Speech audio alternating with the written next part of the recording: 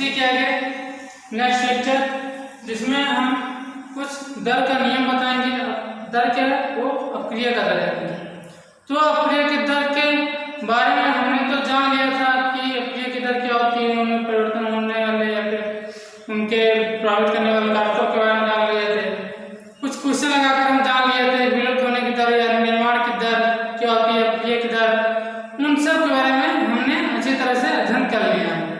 तो उसी के आगे हम आज बताते हैं कुछ नियम है, ये कुछ थ्योरेटिकल पार्ट है। कुछ शुरुआती लेक्चर में हम थ्योरेटिकल पार्ट ज़्यादा रहेगा, उसके बाद क्वेश्चन आएंगे तो हमें ज़्यादा मजा आएगा पढ़ने में। तो चूंकि क्वेश्चन करना है तो हमें कुछ थ्योरेटिकल पार्ट भी आना चाहिए, अदरवाइज हम न्यूमेरिकल कैसे करेंगे। तो कुछ बातें जानना बहुत आवश्यक होती है जो कि न्यूमेरिकल में हमें काम मिलेगी। तो उसी में कुछ पॉइंट हैं, कुछ पॉइंट इसमें हैं, कुछ पॉइंट हम नेक्स्ट लेक्चर में पढ़ेंगे। ओके, तो हम यहाँ से स्टार्ट करते हैं। पॉइंट ग्रुप में लेते हैं, 5 पॉइंट तक तो पढ़ लिए थे हम, और ये आज छठा नियम पढ़ते हैं जिसमें हम दर के नियम के बारे में जानकारी, महत्वपूर्ण जानकारी प्राप्त करेंगे कि दर के नियम में आखिर क्या होता है, हम इसको कैसे पहचानेंगे, आज सारी चीजें। तो देखो, सबसे पहला पॉइंट आता है दर का नियम प्रायोगिक होता है, जबकि द्रव्यानुपातिक क्रिया का नियम सैद्धांतिक होता है। अब यहाँ पर सैद्धांतिक या फिर प्रायोगिक का मतलब आप समझ लेंगे।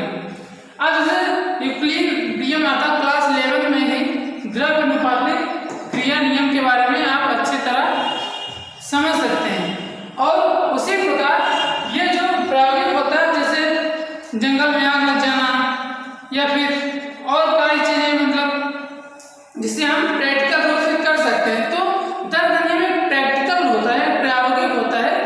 और जबकि द्रव्यानुपातिक क्रिया का नियम एक सैद्धांतिक होते हैं, रिएक्शन के रूप में चलती है। तो इसमें ज्यादा कोई बताने वाली चीज नहीं है।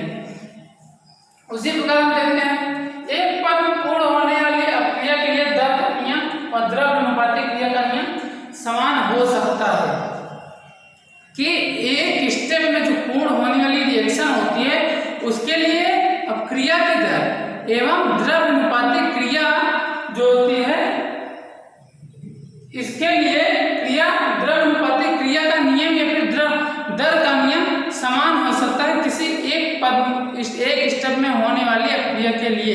जरूरी नहीं वो समान हो, भिन्न भी हो सकती है, लेकिन क्या बोला, हो सकता है, ये बोला जाए, ये कि नहीं होता ही है, डिफरेंट भी हो सकता है। एक चीज और यहाँ पर हम आपको नहीं लिखे हैं, वो होता है कि दर का नियम जो होता है प्रायोगिक होता तो है, जानते हैं दर का नियम द्रव्यानुपातिक क्रिया के नियम से ज्यादा जानकारी देता है। ये बात ध्यान रखना कि दर का नियम द्रव्यानुपातिक क्रिया के नियम से ज्यादा जानकारी हमें देता है। उसी के आगे देखते हैं दर क्रिया कारक के सांद्रता के सीधे समानुपाती होते हैं। ये तो हम जान चुके हैं, फिर भी हम एक बार थोड़ा सा जान लेते हैं क्योंकि हमें इसी में कुछ और कुछ बताना है आपको। तो क्रिया कारक के सांद्रता रिएक्टेंट के सांद्रता के सीधे गुणनफल के समानुपाती होता है। जैसे कोई रिएक्शन दे चुकी है ये, ओके। अब इसमें देखो, हम आपको प्रायोगिक मोल बताया था ना, ये जो होता है उसके प्रायोगिक मोल होते हैं, फिर मान सकते हैं इस पूरे चैप्टर के अंतर्गत। तो इसको हम ए भी लिख सकते हैं, एम भी लिख सकते हैं, एक्स भी लिख सकते हैं, वाई लिख सकते हैं, कुछ भी लिख सकते हैं, लेकिन हम समझने के लिए जो किताबों में मिलती है हमें उस भाषा के अनुसार हम यहाँ पर एम मान रहे हैं, बी के स्थान पर एन।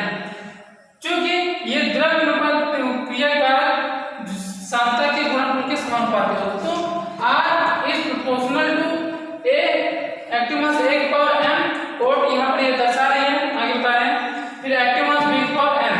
अब देखो r बराबर k, यहाँ पर एक k कांस्टेंट है, नियतांक है, इसका मान हमें क्वेश्चन में दिया रहेगा k, फिर इसके बाद a की पावर m b की पावर n, ये हो जाता है कि सांद्रता के गुणनफल के समानुपाती है। सांद्रता अर्थात reactant a and reactant b के गुणनफल के समानुपाती होता है कौन, अपक्रिया की दर। और देखो यही अपक्रिया की दर समीकरण है, ये किसी रिएक्शन के लिए दर समीकरण है, ये इंपॉर्टेंट है, ध्यान रखना कि दर समीकरण हम कैसे निकालते हैं। अब देखो m और n a और b के प्रायोगिक मोल है, जिसे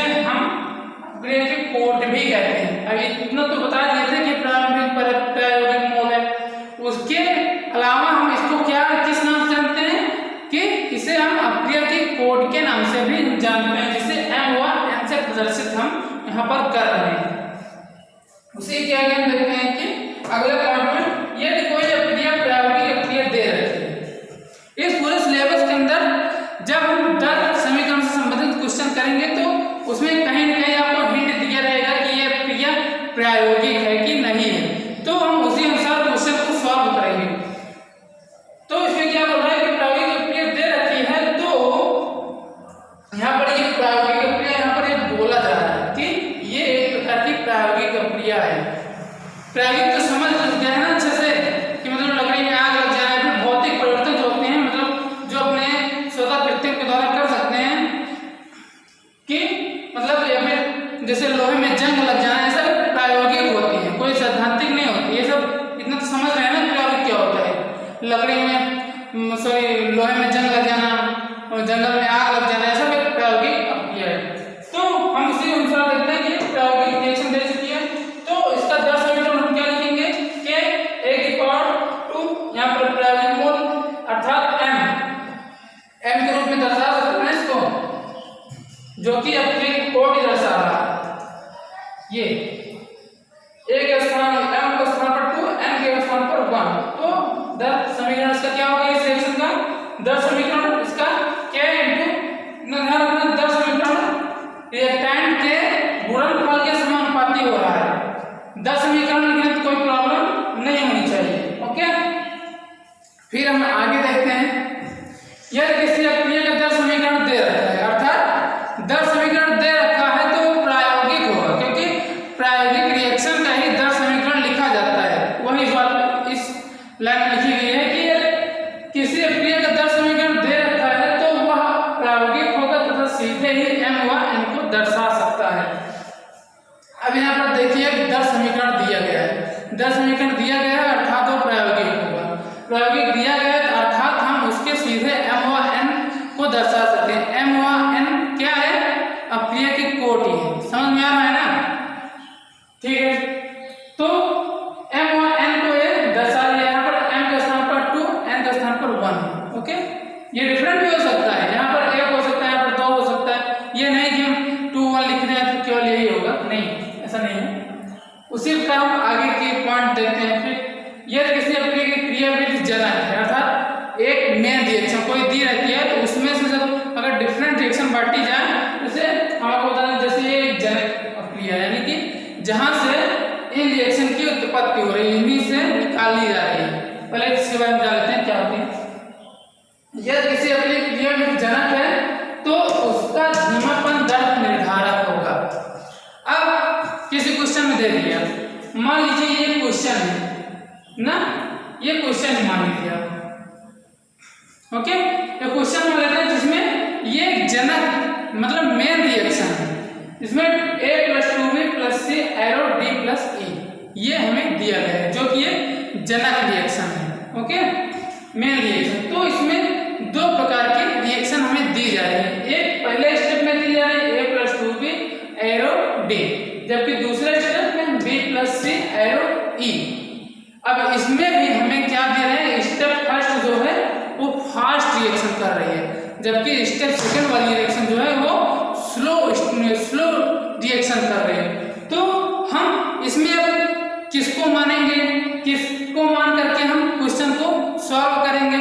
तो ये आपको क्वेश्चन दिया रहेगा कि ये स्टेप फास्ट हो रही है, ये स्टेप स्लो हो रही है, तो हम क्या करेंगे कि जो उसमें धीमा बना था, स्लो रिएक्शन जो हो रही होती है, उसमें हम उसी के द्वारा क्या निकालते हैं, दर निर्धारक कौन सी रिएक्शन होगी, जो स्लो स्टेप वाली होगी, अर्थात धीमापन जिसमें होगा, उसी के द्वारा हम दर का निर्धारण करेंगे। ओके, आप क्वेश्चन करेंगे तो अच्छे से समझ में ज्यादा आएगा। यहाँ पर बस ऐसे जान लीजिए तो आपको समझ में आ जाना चाहिए।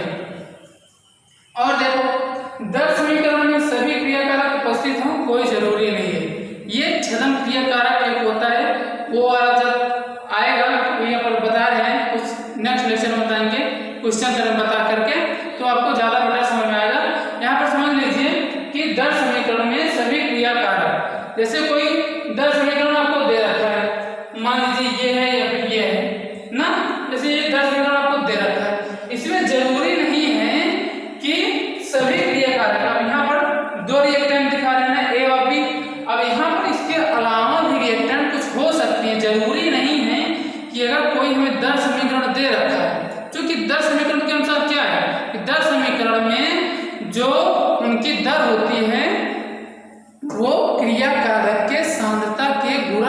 समानुपाती होते हैं।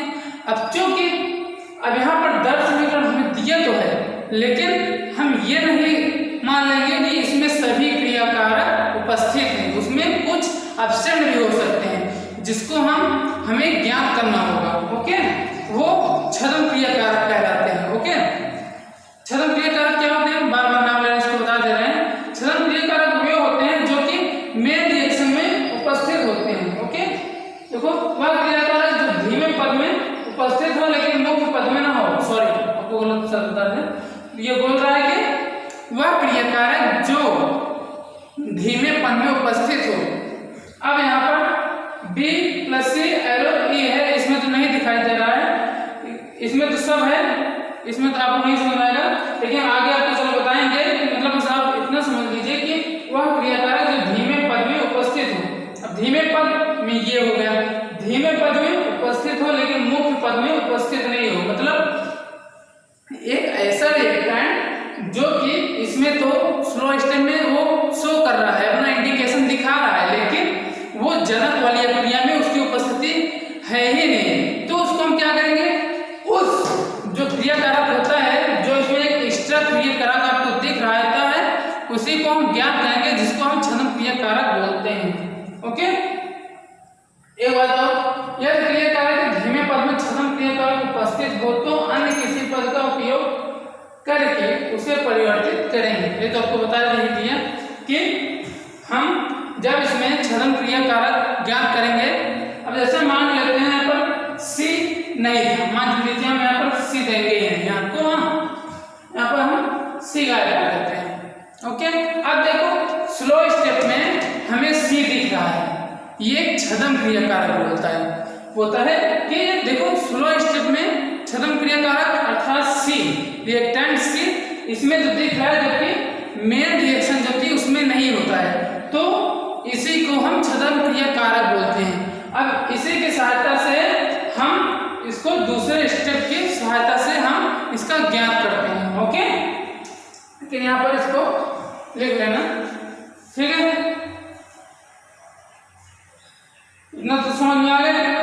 फिर हम इसी के आगे छद्म क्रियाकारक कैसे निकालते हैं, इसको हम नेक्स्ट लेक्चर में आपको बताएंगे। यहाँ तक अच्छे से रिवाइज कीजिए, ये सारे पॉइंट आप ध्यान रखिएगा। क्वेश्चन करते वक्त आपको ये टाइम बहुत इंपॉर्टेंट देगा। जैसे ये वाला है कि अपने अगर 10 समीकरण दे रखा है तो प्रायोगिक होगा, 10 समीकरण दे दिया है तो हम मान लेंगे कि ये प्रायोगिक होगा, तब उसमें सोचेंगे नहीं। अगर 10 समीकरण ना दिया हो और 10 समीकरण निकालने के लिए बोल रहा हो तो आपको हिंट दिया रहेगा कि ये जो रिएक्शन हो रही है एक प्रकार की प्रायोगिक अभिक्रिया है, या फिर प्रायोगिक रिएक्शन जब आपको नहीं देगी तो अगर वो प्रायोगिक होगी और आपको दे नहीं रही है तो वो आपको हिंट देगा कि कोई मतलब क्रिया करके बताएगा कि ये आपको इंडिकेट देगी कि एक प्रकार की प्रायोगिक अभिक्रिया है। अगर नहीं होगी तो हम उसका 10 समीकरण नहीं निकाल सकते। इतना ध्यान रखिएगा कि अगर कोई रिएक्शन प्रायोगिक नहीं है तो उसका हम 10 समीकरण नहीं निकालेंगे। ओके, ठीक है, फिर आगे मिलते हैं।